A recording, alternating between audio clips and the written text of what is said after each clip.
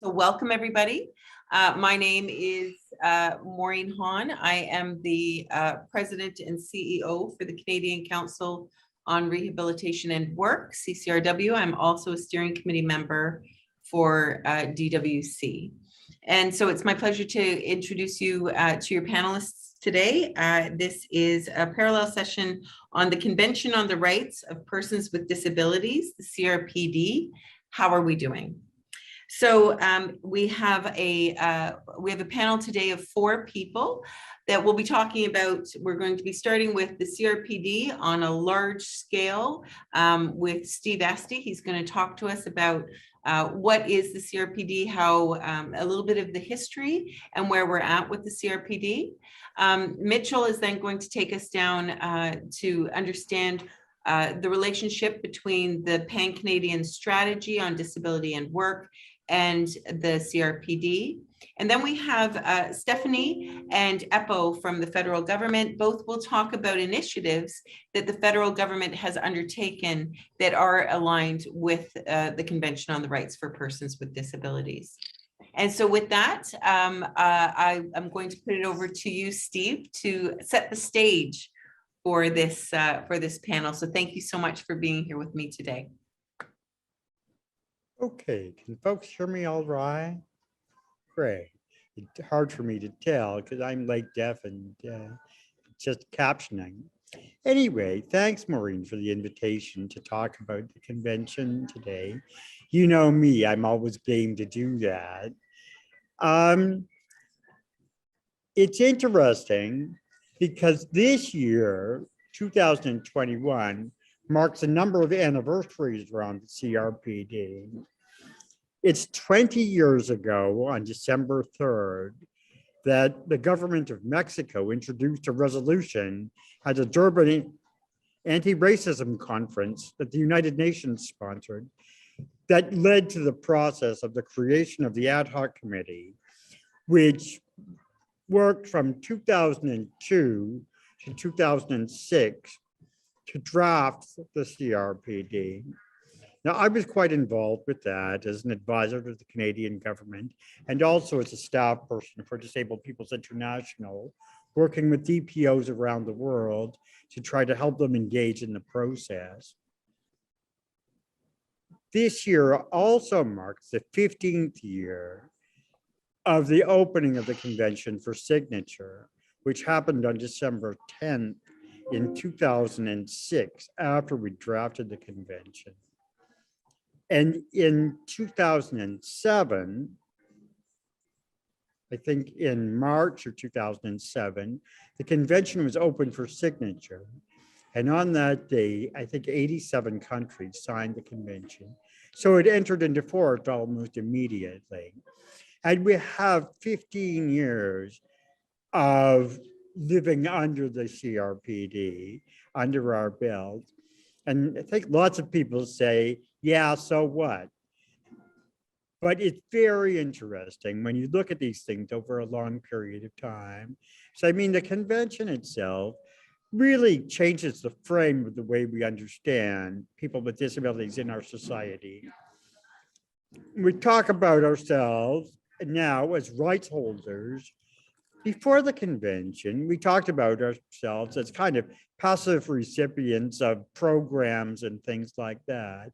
So it really changes mindsets. But that happens over a generation or two. And we're beginning to see the changes happening now. Maureen mentioned the Pan-Canadian Accessibility Act. And I know I'm not calling it the right thing, but you know what I mean. And I think that there's a direct line that can be drawn between the CRPD and the Accessibility Act. And there are direct lines that can be drawn between the CRPD and many, many other things that we've seen around disability in Canadian society and globally over the past 15 years. There's not time to enumerate those here, but I think that the important thing for us to be mindful of is that this happens through a very structured process of monitoring and implementation. And the monitoring piece is something that we've been involved in Canadian civil society for the last number of years. We're into our second round of parallel reporting on the convention. And that has been delayed on several occasions, for several months. The process has been delayed because of COVID restrictions and things in the UN and so on. But where we are right now with it is Canadian civil society organizations are working together across the country to gather information to respond to the list of issues that was developed by the CRPD committee in Geneva at a meeting that Maureen and I and others attended in the fall of 2019. At this point, the government of Canada indicates that the government report is going to be made public probably in February or March of next year. We anticipate going forward from that it will be fed into the system in Geneva, and it will be sometime in 2022, best case scenario, before we actually go back to Geneva and meet with the committee again. But all of these processes are unfolding as they should, even if it's just a little bit slow. So I will say to you in closing that my role with this is to be the national coordinator for the civil society report. And in doing that, because of the delays, I've had the opportunity to make an awful lot of inroads and outreach into communities that we haven't before. And if there's anyone listening here today that wants to be in touch and be involved with this, then by all means, please be in touch with me. Maureen can provide you with my contact information if it's not available on the website. I'd love to hear from you, because basically the whole process, the whole reporting process is about bringing DPOs together to work collaboratively. So I look forward to doing that with you. Thanks very much for the opportunity to share a few thoughts. Thanks so much, Steve. That was wonderful. Very, very much appreciate you setting the stage for us. So thank you. And maybe Steve, if you wouldn't, perfect. Now we'll go on to our second speaker, and that's Mitchell. Mitchell Drydeck is works with me at CCRW, and he's going to talk to you a little bit about connecting the dots between the Pan-Canadian strategy for disability and work and the CRPD. So over to you, Mitchell. Fantastic. I hope everyone's doing well today. Like Maureen said, my name is Mitchell Drydeck. I work as an employment facilitator with CCRW, the Canadian Council on Rehabilitation and Work in St. John's, Newfoundland. And I'm here today to talk about the Convention on the Rights of Persons with Disabilities, the CRPD, and what Canada and civil society is doing to ensure action and accountability, and how this aligns with the goals set out in the Convention. So, thanks to statistics provided to us by the United Nations, as everyone here knows, we can see that people with disabilities face challenges with accessibility around the world. 52% of schools worldwide are not wheelchair accessible. 79% of people worldwide face difficulties or cannot evacuate during a disaster. And only 64% of countries in continental America have accessibility standards or guidelines. And that's less than every other continent other than Africa. So we have a long way to go. As Steve kind of touched on, more than 147 countries have signed the Convention on the Rights of Persons with Disabilities, and more than 97 have ratified the CRPD. To go into a little bit more, what are the principles set out in the Convention? Well, respect for dignity and individual autonomy, non-discrimination, participation and inclusion, respect for difference and diversity, accessibility, equality of opportunity, equality between men and women, and respect for the evolving capacities of children with disabilities. Now, in terms of pledging to uphold the guidelines of the CRPD, Canada isn't alone and is definitely not unique. The Convention on the Rights of Persons with Disabilities is a very broad framework. It isn't specific per country and does not account for Canada's extraordinary wealth and resources. Canada ranks as 16th on the Human Development Index provided by the United Nations. So in this amazing position, what are we doing that's different? We have the knowledge, but where's the action? And where is the strategy to uphold the guidelines that the convention entails? How is Canada and civil society reacting to the CRPD? Well, enter the Pan-Canadian Strategy. It's formed through a joint effort as well as DWC initiative, and was created as a result of collaboration between civil society, all levels of Canadian government, labor unions, researchers, service providers, and most importantly, those with lived experience. The Pan-Canadian Strategy for Disability and Work is just that, a strategy to how the Convention on the Rights of Persons with Disabilities can be realized in the fullest. It is an extension and expansion of the guidelines offered by the UN's Convention on the Rights of Persons with Disabilities, and specifically Article 27, Work and Employment. So the Pan-Canadian Strategy on Disability and Work, it's meant to be a strategy to go hand in hand with Article 27 of the CRPD. Utilizing years of research, the Pan-Canadian Strategy is meant to bolster accessibility in work for people in Canada with disabilities. So pictured on the slide here is a drop in the ocean of disability supports in Canada. There are many, many more, but these are only a few to give you a perspective.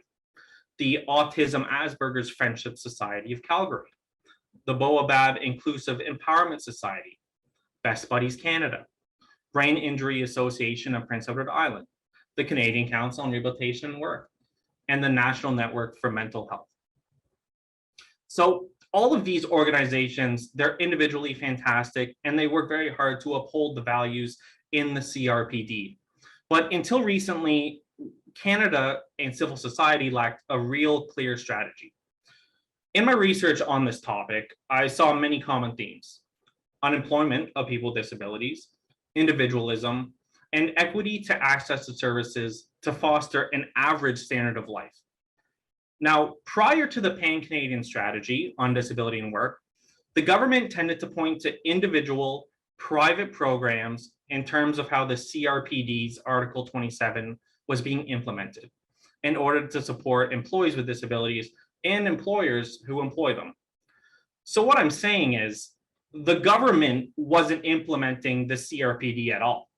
It was merely enabling its implementation. There truly was no coherent strategy to ensuring Canadians with disabilities had an equitable employment experience.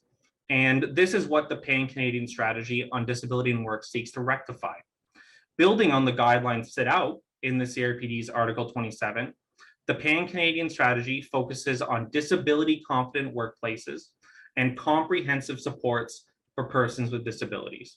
And it sets out to create concrete guidelines as to how they can be implemented. So the key components of the Pan-Canadian Strategy. The aim of this strategy is to create inclusive employment throughout Canada, in which persons with and without disabilities have equality of opportunity and choice in careers, jobs, and work. One of the key components is to foster disability confident and inclusive workplaces by providing a knowledge base of supports to employers for the hiring and retention of persons with disabilities. As well, by providing evidence-informed financial incentives and best practice guidance for workplaces for the use in hiring persons with disabilities. And this would include a guide for businesses to access funding to offset any added costs of hiring, such as additional training requirements. Another key component is to develop comprehensive supports for persons with disabilities. By using a poverty reduction lens to guide the design of income and employment benefits. As well, the Pan-Canadian Strategy also seeks to unbundle income benefits and employment supports to assist persons with disabilities in qualifying for programs so that when everything is combined, they provide a better quality of life and work-related resources. So when we use the words disability confident to describe workplaces that are welcoming and where employers and employees are committed to learn about disability and to remove barriers for participation of people who experience disability, including physical and attitudinal barriers. So the CRPD and the Pan-Canadian Strategy, how are they related in practice? Well, both have a vision that is centered around equitability of persons with disabilities in the workplace. Both promote safe and healthy workplaces that focus on inclusivity in all phases of employment, not just the onboarding process. And both promote facilitation and promotion of hiring, obtaining, and maintaining work for persons with disabilities, and supporting entrepreneurship within the disability community. And as well, both promote the establishment of programs that provide employer and employee supports. So they're similar, obviously, but how does the Pan-Canadian strategy actually support the CRPD? Well, the strategy supports teaching employers the knowledge and skills to support themselves and other employees in all phases of employment of persons with disabilities. The all phases is important. As well, it supports it by taking into consideration non-unionized workers and how to teach them to self-advocate and confidently exercise their rights in the workplace. The strategy also provides the tools that assist in finding work-related supports. And finally, the strategy promotes rewarding disability-confident employers. So, as I mentioned before, the CRPD is not country-specific. How does the Pan-Canadian strategy put the Canada into the strategy? Well, income support programs are a primary focus in the Pan-Canadian strategy, but not in the Convention on the Rights of Persons with Disabilities, Article 27. As well, the Pan-Canadian strategy supports development of an income supplement strategy and assurance of income and benefits for persons with disabilities seeking employment. As well, the PCS promotes advocacy for adjustments and qualifying criteria to participate in employment programs. And finally, the Pan-Canadian strategy kind of promotes the economic benefits of hiring persons with disabilities. And ultimately, where are we now other than the Pan-Canadian strategy? So like Steve said, the Accessible Canada Act was created fairly recently, and it had the intention of making Parliament, the Government of Canada, and the federally regulated private sector more accessible, with the goals of culture change, standard development, and monitoring and insight. As well, COVID-19 benefits were created with the Pan-Canadian Strategy on Disability and Work in mind. It's even in the website. Go check it out. So ultimately, what I want you guys to take away from this presentation is that Canada has a unique place within the framework of the Convention on the Rights of Persons with Disabilities. As a rich, diverse society, we need to be an example of how to implement the convention. As well, the Pan-Canadian Strategy on Disability and Work is an effective, evidence-led framework for how disability policy should proceed in Canada, and how the government and civil society can create disability-confident employers. And finally, the Convention on the Rights of Persons with Disabilities and the Pan-Canadian Strategy on Disability and Work are always impacting Canadian policy and disability awareness in civil society. Even though we might not see it, the work that we do every day, it does bleed into policy. Thank you very much for your time, everyone, and I hope you have a great day. Mitchell, thanks so much. Very much appreciate that. And everybody, we are going to have a Q&A at the end of our presentation today, as well as networking. So stick around. After 2:05, we'll be able to open our screens and open our microphones and have a bit of a networking session together. But now it's my pleasure to put the stage over to Stephanie Austin. Stephanie, I think that you're going to talk to us about some of the initiatives that the federal government has taken in order to change disability and employment in the federal government. So over to you. Thanks, Stephanie. Thank you so much, Maureen, and thanks to all the panelists and all the participants. Ça me fait très plaisir d'être ici avec vous aujourd'hui. So I'm coming to you today. I'll introduce myself a little bit. Stephanie Austin. I work in the Office of Public Service Accessibility at Treasury Board Secretariat. And I come to this work as an ally. I'm very personally touched by disability, with a parent with a disability, kids with disabilities, former partner and co-parent with disabilities. And I don't yet myself have lived experience of disability, but that may come at any point. So I've spent really my whole adult life working to use my privilege to advance equity and justice. And I'm so excited to be part of the work to identify, prevent, and remove barriers in the largest employer and service provider in Canada, and to do my part to create a barrier-free Canada.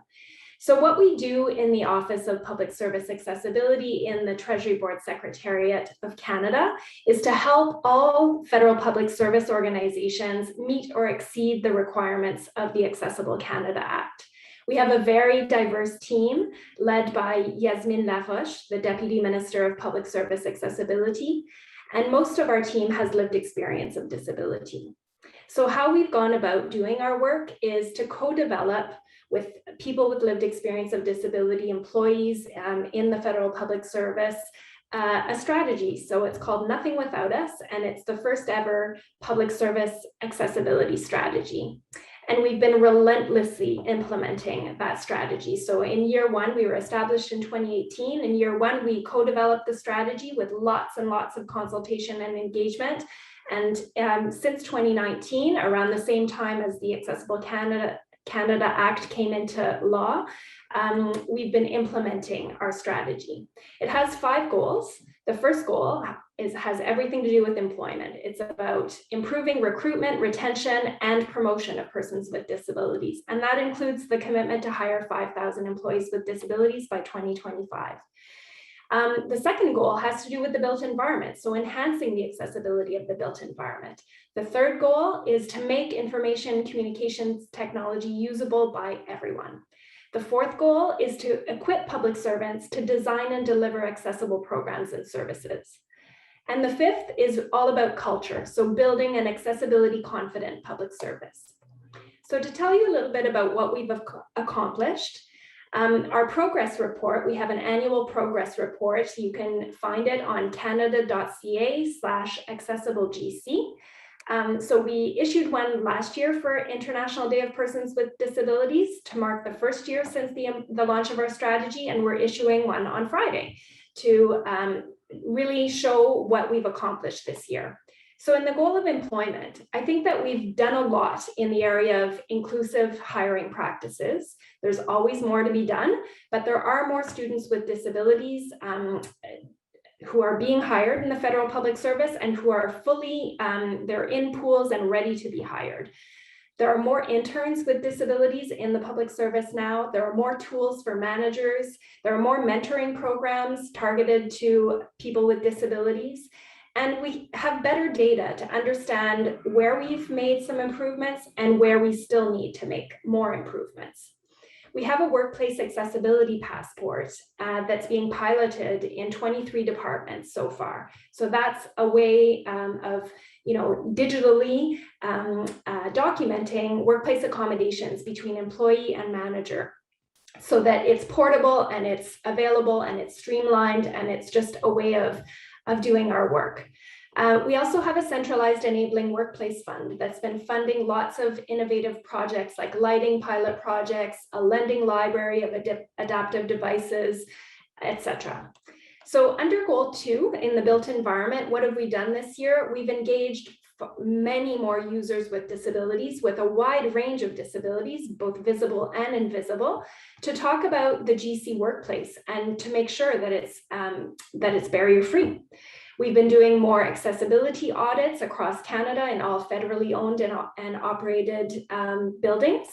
We've built more all-access washrooms, and we're thinking about accessibility and our gradual return to the physical workplace and future of work planning.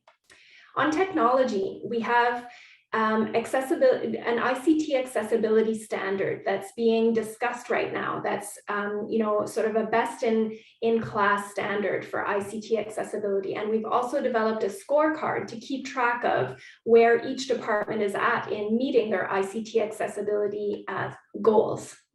We have mandatory procedures on accessible communications that are going to be coming out shortly to make sure that we have many channels to communicate using plain language, etc., and sign language interpretation, etc., in our communications as the Government of Canada.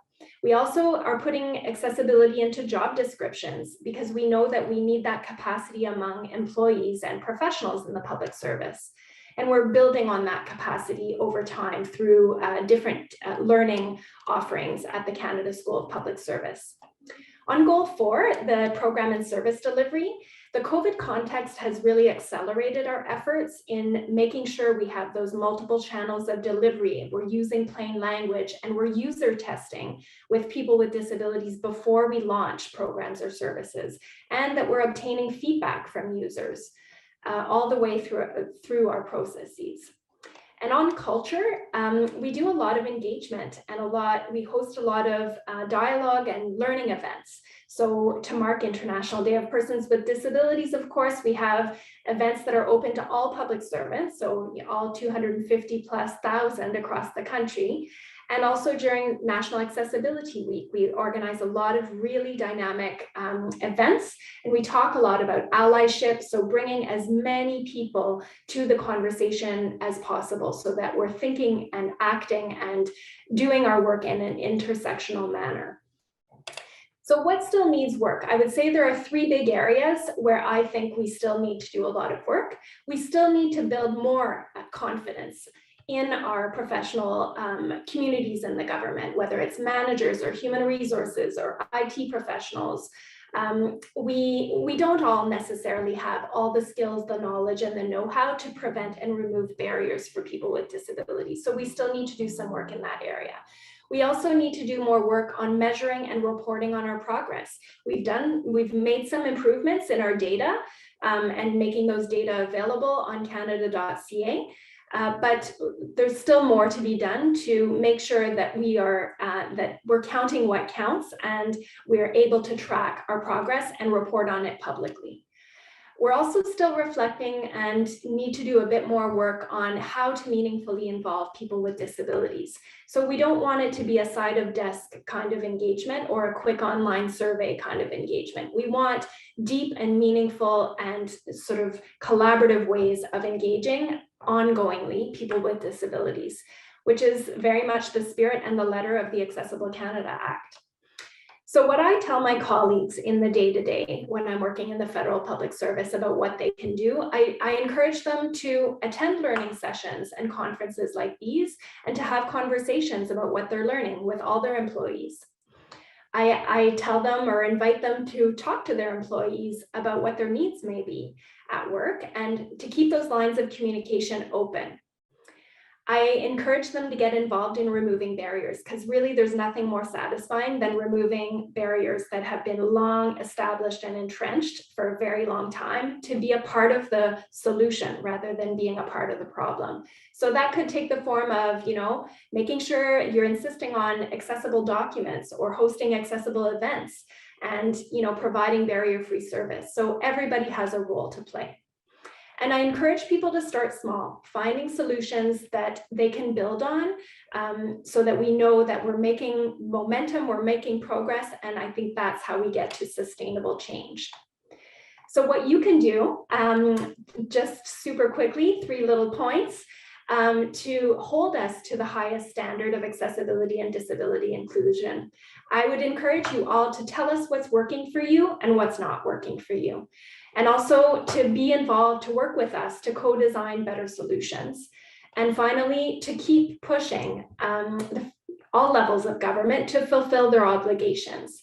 I think that we all have a role to play, and working together in our different roles and responsibilities, we can build that barrier-free Canada by hopefully earlier than 2040.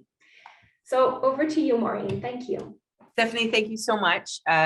Always a pleasure to hear your thoughts and the incredible movements that you're making, and I look forward to some of the Q&A afterwards. So I hope you can stick around for that. Next, we have Eppo. Eppo is going to join us today to talk about the new employment strategy that Minister Qualtrough had mentioned during her keynote.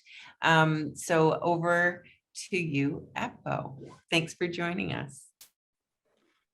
I'm very pleased to be here, Maureen. And when I submitted my biography, you'll see that the first thing I put on there was how proud I am to have been to, I think, every one of these DWC meetings since their inception. So very pleased to be here again and to be able to talk about some of the work that we're doing over at ESDC.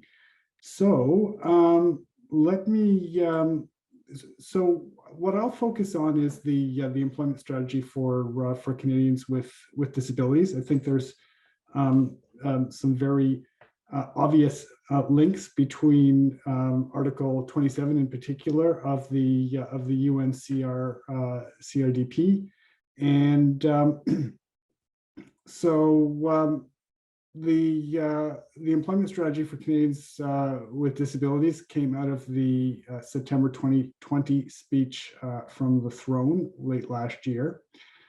At that time, the government committed to bringing forward a disability inclusion action plan, and as part of that, as part of the initiatives of that disability inclusion action plan, they promised a robust employment strategy for Canadians with disabilities.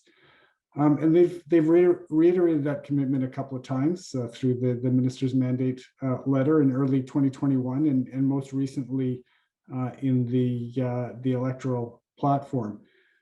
So I'm very excited that this is the work that I'm looking forward to doing over the coming months. So maybe to talk first a little bit about some of the work that we have been doing to date.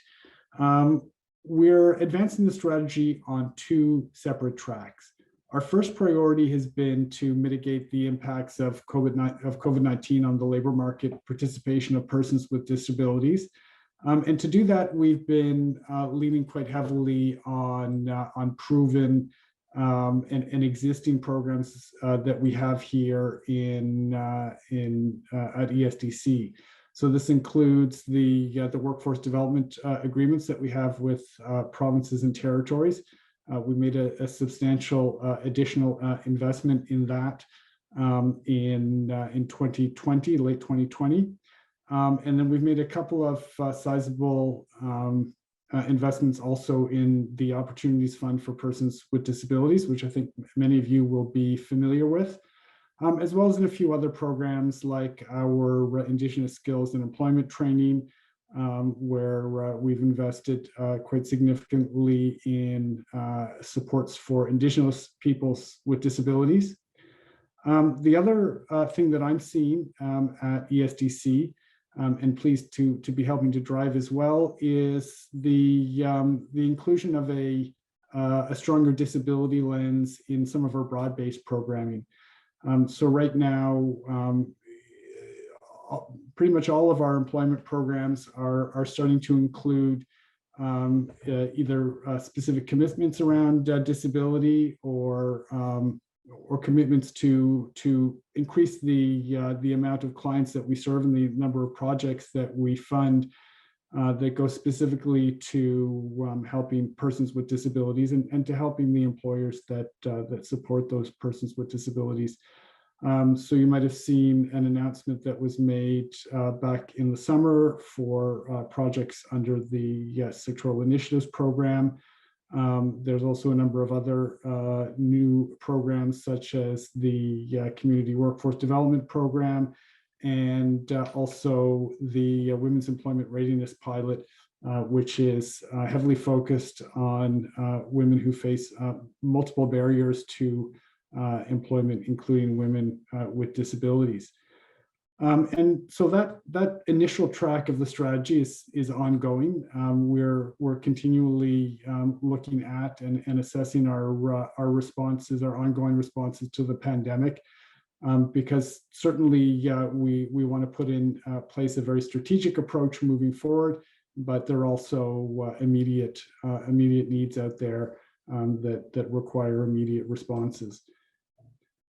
So moving on to the the more, I guess, forward-looking aspects of the strategy. The goals of that are basically to develop a plan to address longstanding barriers to labor market participation, and also to create a strategy that is evolving. We understand that the needs of persons with disabilities change over time, based on any number of factors, including the social and economic context in which they are living. So we want to make sure that that's captured through on an ongoing long-term basis through the strategy. And we want to ensure that the strategy also takes a whole of government approach and doesn't rely only on a few targeted programs, but really puts that disability lens on programming all across Employment and Social Development Canada and across the whole federal government. So we've done some early engagement with the disability community. This has included a number of key informant interviews, some ministerial roundtables involving disability organizations, businesses, service providers, and youth as well with lived experience. And we've also been a few times to speak with the Minister's Disability Advisory Group that was launched during COVID. We developed a framework to guide the work of the strategy. It includes 4 goals. The first goal is to increase access to skills, employment, and entrepreneurship supports for Canadians with disabilities. The second goal is to improve supports for employers to hire persons with disabilities and create inclusive workplaces. And the third goal is to increase the supply, skills, and capacity of disability professionals that support the successful transitions of persons with disabilities into employment and to support their long-term flourishing in employment. And finally, the fourth goal is to establish the Government of Canada as a model employer of persons with disabilities. We've got 7 guiding principles that will inform the approach we take to get to those goals. They include respect, active engagement, federal leadership, intersectionality, expert knowledge, human-centered design, and future-oriented and evolving. So I mentioned that we had done some early engagement.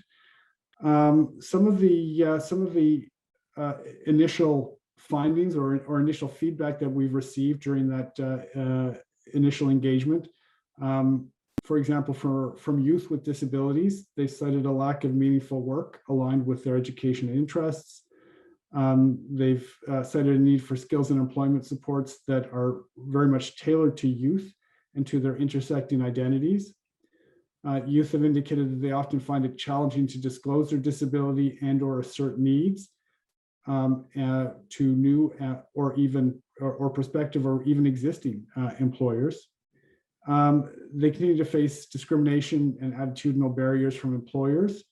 And there's a hope, I think, among them that this can be addressed through more employer education and more disability competence. So I suspect that a lot of these sound very familiar to the folks around this table. In terms of employers and the service providers that work with them, we've heard that there's quite a significant emphasis on disability awareness training. And on ongoing employer support that continues even after an employee is hired. So not purely to get someone in the door, but through potentially the employment life cycle. We've heard about a number of peer-to-peer networks that are helping to move the needle as well. Places where employers can share challenges and can share best practices and set examples for others. So we're very encouraged by that development, and we've heard some great stories from the UK and from out in BC of organizations that are doing that. On the part of employers, they are telling us that they believe that that more can be done and that significant strides can be made even through modest adaptations to workplace culture. So what that includes making an effort on the part of employers to be more well-versed on appropriate disability terminology, for example, supporting career advancement of persons with disabilities. So once someone is in the door, working with them to explore their potential and their interest in advancement, and providing them with the tools and supports along the way to do that. And then starting to think of accessibility as not so much a legislative requirement or even a social obligation, but as a business objective. And really making that case to build in accessibility by design for all. So in terms of next steps, as I mentioned, we're continuing on 2 tracks to continue to do the immediate responses that are required to aid with the economic recovery as we continue to emerge from the economic consequences of the pandemic. And also to continue with our engagement with the disability and employer communities to seek input from not only some of the stakeholders that we know and are very familiar to us, but also to seek input from diverse and hard to reach communities, and from those with a real diversity of lived experiences. So I think I'll leave it at that, but very pleased to talk further and answer any questions that folks have. Thank you, Eppo. And yes, when I read your biography, I was like, yeah, that's right. Eppo's been with us since the beginning. And you've also encouraged us to make sure that we're looking at a bigger picture, that we're seeing the whole picture as opposed to just 1 or 2 pieces of it. So appreciate that. So if I can ask Steve and Mitchell and Stephanie to put your cameras back on, and join us for a brief Q&A before we go into the networking. We do have a few questions that have been posed. The first one's quite easy. Stephanie mentioned a website during your comments, referencing some news this Friday, ? Can you please post it in the chat? And I did post it in the chat, but for those who may not be able to read the chat, I'll just say it right now. It's canada.ca/accessiblegc. Excellent. Thank you, Stephanie. The other one is a little bit more of a thought question rather than plunking something in the chat box. So I think that we're all up for that too. Thanks for this great information connecting legislation and practice. The question is, as the first presenters, I think actually it was the second presenter's PowerPoint included disabilities that may be less visible. For example, brain injuries. Are there strategies that include accessibility audits that will reduce barriers for folks to employment and participation? For example, institutional lighting like fluorescents are a barrier to participation. What inclusion has been made for folks to broaden the scope of access? And I'm wondering, actually, maybe I can put that question to start with over to Steve. Steve, if you are able to talk about how we are broadening the definition of disability to include folks with invisible disabilities.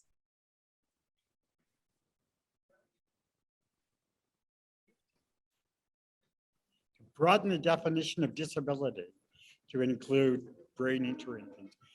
I mean, the concept of disability, as it's discussed in the convention, is an ever-evolving thing, Maureen. And if you look at the actual substance of the text of the treaty, it doesn't define disability. We had long drawn-out debates in New York City about this, because there were people who argued, with some sense, you can't have a convention about something you can't define. But the reality is that as society evolved, different disabilities emerge and different barriers emerge and so on. So what the convention does is it talks about being applicable for those who experience discrimination on the basis of disability. And that to me is a very sensible way of doing it because, you know, for example, 25 years ago, when we were beginning talks about this, there were people who had obesity issues. And they were there, but they were not ever at that time considered to be part of the disability community. But now, of course, they are. And I think that when you start designing these high-level documents, you need to keep yourself open and flexible. So that's what the convention does. And I think that, you know, really the other piece of that is that it switches the argument, switches the discussion, because what we're really talking about here is discrimination. And that is the fundamental paradigmatic shift that I was talking about in my comments. You know, I've been doing this work for a long time, as have many of you folks. And when I first started, there was no discussion about discrimination. There was no discussion about human rights. There was discussion about disability supports and inclusion and all these things, none of which are bad. But when you start to frame it in a normative framework around human rights, then the nature of your discussion changes. And as I was listening to the other panelists, I was really struck about the impact of the treaty in the area of employment, you know? And I have conversations like this with colleagues who work all across the spectrum. I mean, I met yesterday with people at Global Affairs Canada who talked about Canadian official development assistance and people with disabilities in that. We spend billions of dollars a year on official development assistance. And heretofore, there's been almost no attention paid to disability. So that's another example. Bonnie would talk to you about women with disabilities and so on and so forth. So I think that I would end where I started and say that the whole value of the treaty is to change the framework of understanding around disability. Because disability is part of the normal human experience. It's part of it in the same way that being Black is, or being gay is, or being white is, or whatever. It's just that we've chosen to create these constructs around the other, people with disabilities. And the convention begins to whittle away at those divisions, I think. So, you know, I mean, as I said, I've been at this a long time. And, you know, the advantage of that, if there are any advantages to being old, are that you get to see changes over time. And I've really seen a lot of advance, a lot of changes over time. And I think that the work that you're doing is a perfect example of that. Thank you. Thanks, Steve. That's excellent. We have another question, and I really do appreciate, like, we have history right here, right, for us, that we can ask these questions to. So thank you so much. The next question, and I think that maybe this is either for Stephanie or Eppo, maybe Eppo. Can you speak to how can provincial governments be held accountable to make workplaces and tools accessible? Currently, there are a lot of job opportunities, lots of hiring going on in the province of BC. However, case management systems are not accessible for those who use assistive technology, especially screen readers. Are you able to talk about maybe how the employment strategy can dovetail or can influence provincial provincial work as well. Maybe I can put that over to you, Eppo. Sure, thanks, thanks, Maureen. Always a bit of a tricky question with provinces and territories. They are, of course, separate governments, but there are a number of ways that we do work with provinces and territories and try to sort of move that needle. And really, I think it works both ways. Sometimes we're in the role of influencing provinces and territories, but at the same time, we're also learning from provinces and territories. And there are some provinces that are, quite ahead of things, and it's always a great opportunity for us to learn from them as well. So there's a few pieces, I guess. One is, we have our own Accessible Canada Act that doesn't fall sort of within my group, but one of the I think one of the objectives of having an Accessible Canada Act, beyond the difference it makes directly to federally regulated workplaces, is the opportunity to lead by example and to provide examples to provinces and territories that that they can incorporate into their own policy making, and so there's that sort of soft influence piece. Of course, we work with provinces and territories in a number of other ways as well. I mentioned the workforce development agreements, and with those agreements, nearly a third of the funding that we flow to provinces and territories each year goes to programming for persons with disabilities, and that includes most of that funding is actually cost matched by provinces and territories. So we're able to sort of influence and leverage in that way as well. And that applies not only to the regular envelope of the workforce development agreements, but also to the additional money that we were able to provide to the provinces and territories during the COVID period. So I think the question was maybe a little bit more specific than I've really been able to answer.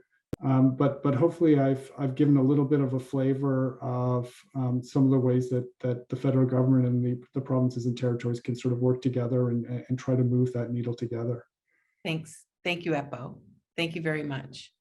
And I see Stephanie's put some definitions in the chat. And at this time, the panel is over. And so I want to thank the panelists very, very much. However, we do have a networking session. Hopefully you four will be able to stick around for the networking session. During the session, it's something new that we're trying this year. I'm crossing my fingers that it's going to work out. People who are in the group, if you want to be involved in more of a dialogue type of conversation that we will be having just for the next, I think it's just for the next 20 minutes, that if you want to put your hand up, then you will be promoted as a panelist onto the screen. And then I'll still moderate the questions, but it will be more of a dialogue among colleagues as opposed to a Q&A with the experts on the screen. So if anybody is interested in joining a networking session, please put your hand up now.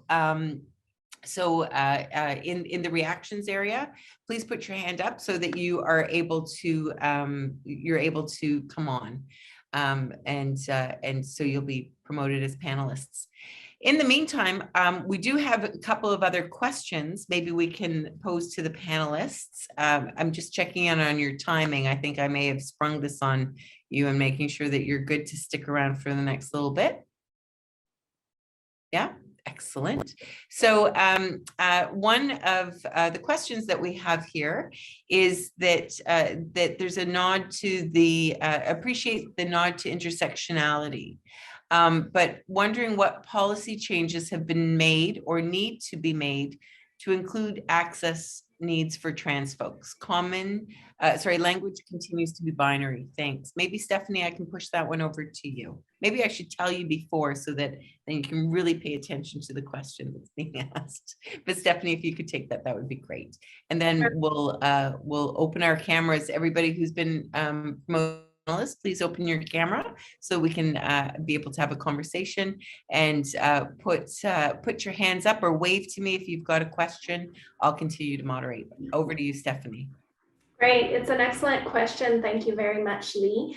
I think that, you know, having worked in government now, and my background was in community organizing as well as academic settings. So intersectionality in government is a little bit of a newer concept, even though there's been gender-based analysis plus in the federal government for 35 years or so.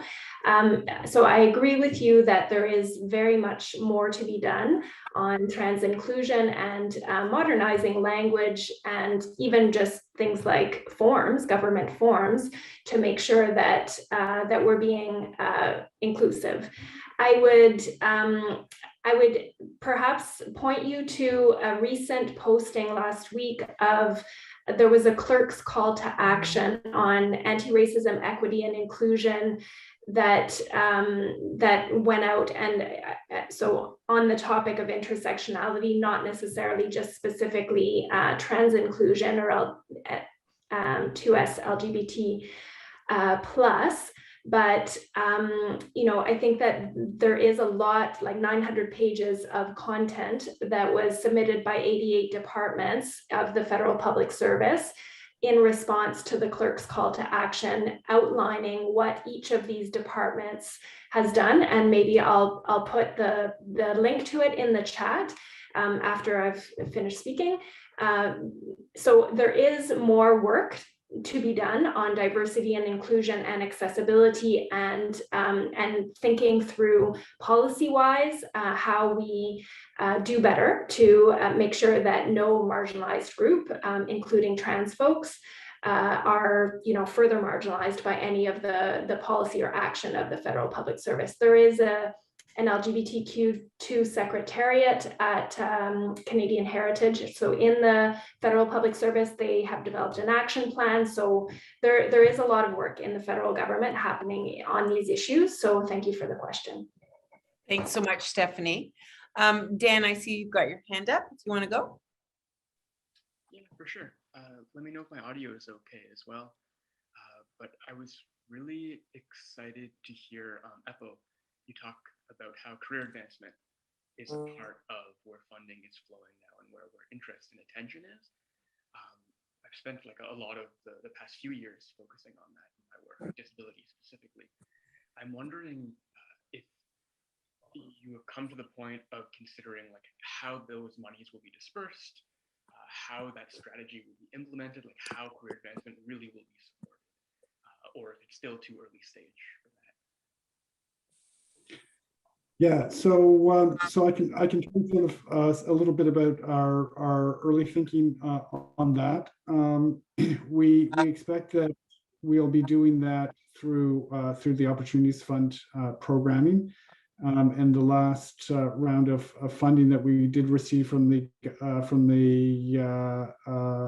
center did flag that as one of the forward objectives of the Opportunities Fund.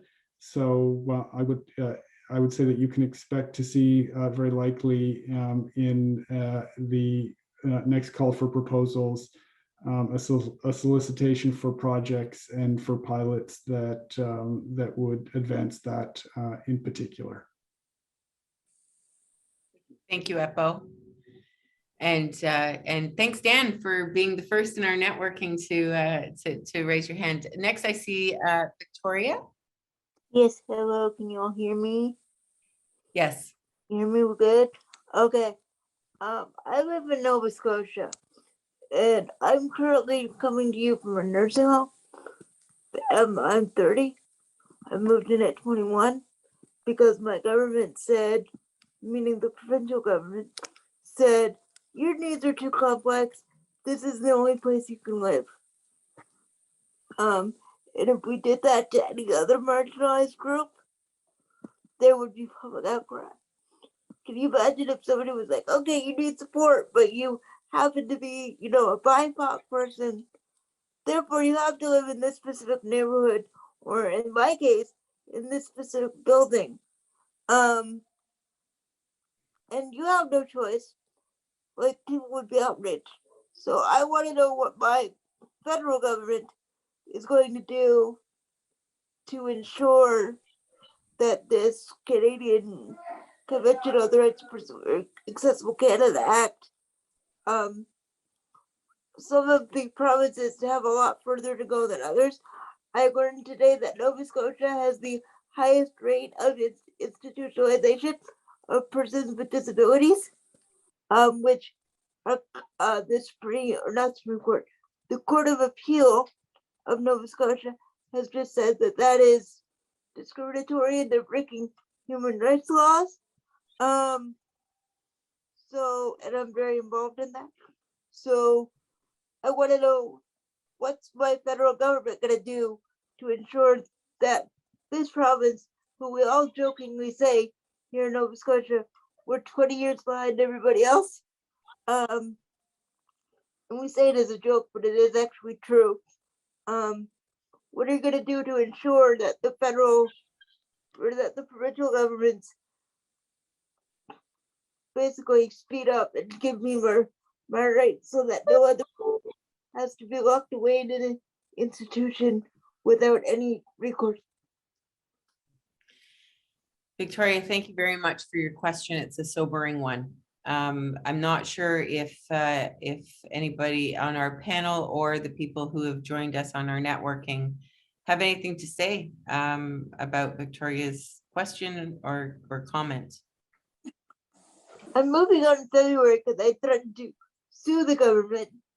I came with a human rights lawyer, and they gave me what I wanted really quick after we said, we're going to sue you.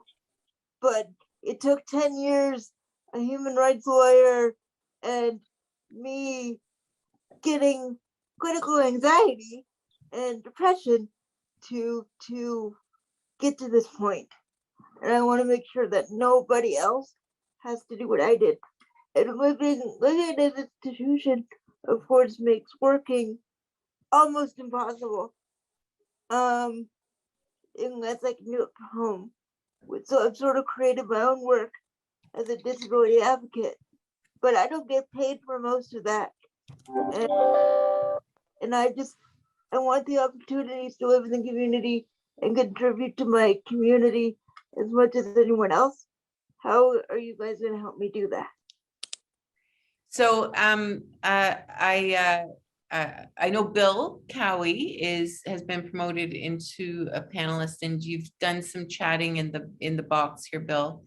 Do you want to? I hate to put you on the spot, but you pulled yourself in here. So if you wanted to unmute maybe and speak your comment. Well, we've been advocating for a program similar to the one that exists in Australia, and that is basically the federal government stepped up to the plate to top up funding for services and supports, and ended up creating a national program which also set national standards. And all I can say is, if Canada is willing to step up to the plate and do something similar, then the feds would be the ones dictating the terms, and this kind of decision making would be removed from the hands of the provinces that simply can't afford to handle it anymore anyway. Thank you. Thank you. Thank you, Bill. Hubert, can we go over to you? Victoria, was there anything else, or No, that was finished. Thank you. Okay, thank you so much. And thank you for sharing, Victoria, and setting the stage for us and putting that challenge out there. It's critical that you do that. You're welcome. Hubert? Yes, also with Every Canadian Counts. And my only thing was to thank Victoria for advocating for one of the most important topics there is in disabilities right now. I know our person on the board, Jonathan Marchand, has done it, and after 10 years in a group home or in a seniors care home. So I just want to thank Victoria. Thank you, Hubert. So it's difficult, I think, to pivot from such a sobering message to other questions. But I am wondering if we have about another 6 to 7 minutes together, allocated to be together. And I'm wondering if anybody else has anything that they want to talk about with regards to either the convention compared to the Pan-Canadian strategy, or anything else. How Canada is doing, how we feel as civil society Canada is doing, or how the federal representatives on the call feel that we're doing as well. I know that it's not easy, but it's easier for employment to be able to take an article and say, we're going to action this article. It's easier than some of the other articles within the CRPD. But I think that it's critical that we're showing how we are linking our work back to what it is that we've signed on as a society. Mitchell, I see that you've unmuted. I have. I could speak a little bit more to Victoria and Hubert's point in terms of what Canada in general is doing to kind of hone in on the pain points of people with disabilities. And I think the answer to that is that it's a slow roll, in all honesty. Recently we do see the convention come to light and introduce this stuff that most of the world wants to abide by, right? But a lot of governments, and Canada included, ultimately, like, they don't know how to pinpoint the pain points and see where exactly people need help. But recently, we have stuff like the Accessible Canada Act and the Pan-Canadian strategy that are looking to delve a little bit deeper than we have in the past. And really, I think now it's a waiting game. I think Canada has the supports in place for themselves to really dive deep into people with disability and employment and their day-to-day lives. But it's definitely a day-by-day thing, and always evolving. Everything's always like working in the background, but it's tough when so many people are at a disadvantage, right? But I think a slow roll is the answer, for better or for worse. Yeah, and that's the slow roll, as you say, Mitchell, is sometimes a hard pill to swallow, isn't it? Because it's people's lives when we're really looking at it, and so it's very, very difficult to be patient. But I think I take your point, and I take it very well, that we need to have we need to set up the foundations that we need to establish. And Stephanie, I see that you've got your hand up as well. So maybe you can jump in. Sure, thank you. Just on the topic of kind of slow change or slow progress, I think that with the Accessible Canada Act and the requirement that the federal public service go first, as far as every federal organization needing to develop an accessibility plan that documents how they've involved or consulted people with disabilities in the development of that plan, and making that plan publicly available by December 2022. And submitting it to the Accessibility Commissioner, and then reporting publicly on their progress every year. So those requirements of the Accessible Canada Act are going to incent the largest employer and service provider in Canada to be very actively removing barriers, identifying, preventing, and removing barriers, and writing it up every like assessing it on an ongoing basis, and writing it up and kind of submitting it publicly. So I feel very hopeful that despite the very long entrenched inequities and disparities that do exist, we're not going to snap our fingers and see barriers removed overnight necessarily. But I think that from the change that I've witnessed in the last 3 years working in the federal public service, I think it's being taken very, very seriously. And And we are seeing some good progress. And that's not only anecdotally that we're seeing it in numbers, right? So if you look at the public service employee survey, the data are showing decreases in rates of harassment and discrimination in the workplace, for instance, and higher rates of representation. It's still not where we want to be, but we are making some incremental progress. So I just want to provide a bit of a a sober but also hopeful note on that topic. Thank you, Stephanie. Mitchell, I see your hand is up, and I know that we have a comment in the chat as well, but I think maybe Mitchell, you wanted to react to what Stephanie was saying. That is the case. Actually, I wanted to mention the comment in the chat, if that is cool. Please go ahead. This is your networking session, not mine. Love it.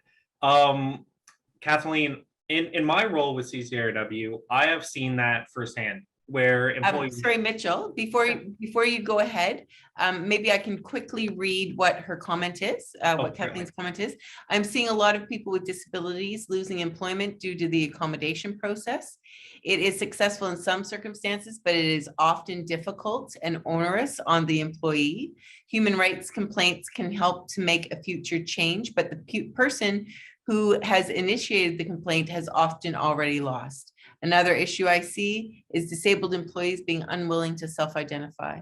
Unfortunately, we only have 1 more minute, and I think our session is actually going to close down in 1 minute. And I know, Mitchell, you had your hand up, and Eppo, I see your hand up as well. But I have a funny feeling we're going to get kicked out. So instead of getting kicked out, I think that what we should be doing right now is just is for me to say thank you so much again to the panelists and to everybody who's put your face on the screen during our first networking. It was really great. I'm excited to see other people rather than just myself. So it was wonderful to see you all, and thank you very much. I look forward. We're having a break now, and then we're going to come back. We're going to come back for the last parallel session, and so I hope to see you then. So thank you very much for joining me today. Thank you. Bye, everybody. Thank you for everyone.